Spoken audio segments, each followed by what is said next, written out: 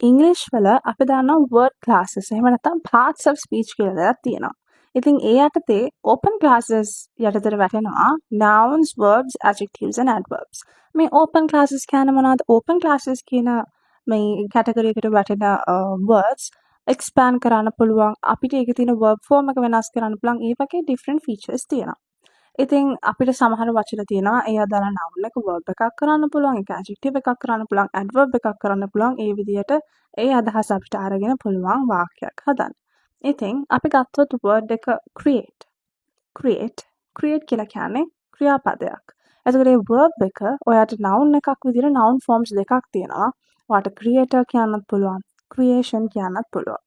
එතකොට අපි මේ දැන් ක්‍රියේට් කරනවා කියන්නේ මොකක්ද? නිර්මාණය කරනවානේ. එතකොට අපි නිර්මාණශීලී නාම විශේෂණයක් විදිහට නිර්මාණශීලී කියලා කියද්දී අපිට කියන්න පුළුවන් ක්‍රියේටිව්.